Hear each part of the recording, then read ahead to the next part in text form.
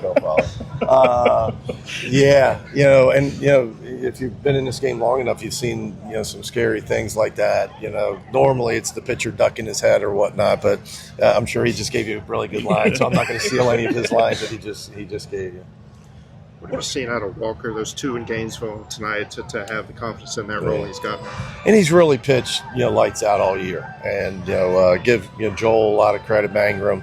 He talked early on, probably before I was ready to do it. He said, hey, I like hooks at the end.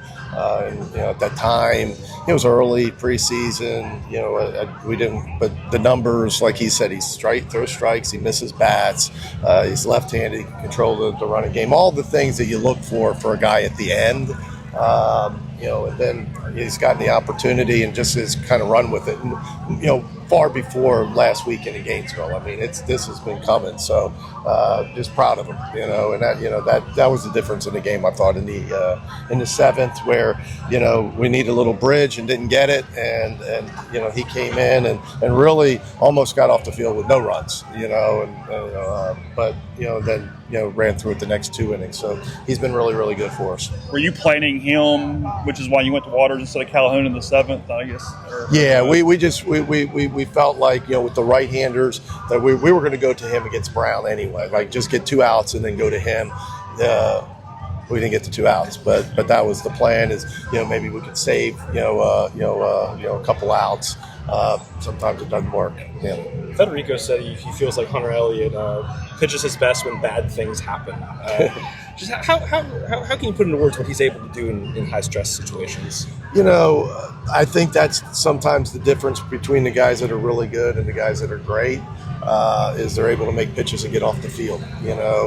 It's less about stuff and really, I talk a lot about the timely hit, but it's the timely pitch. It's be able to get out of jams.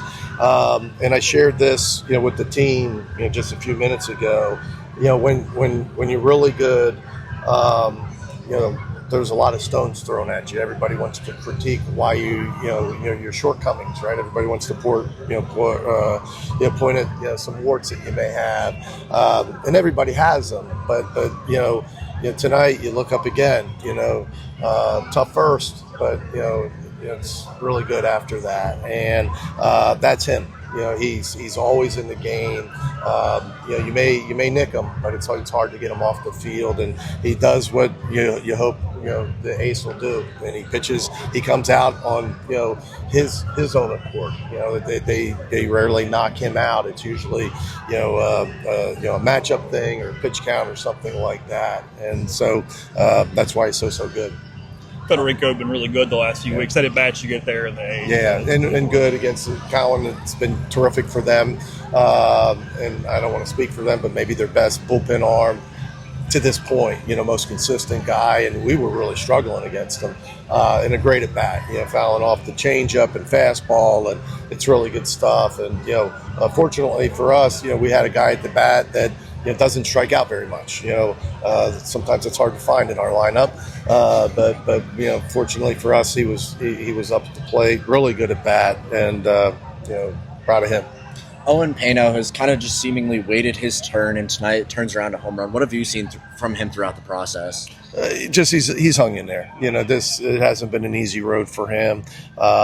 And he's a terrific player. And I think, the more he plays, the more that everybody also see what we see every day in practice, what we've seen in the fall, what we've seen for the last year and a half. He's just a really good baseball player.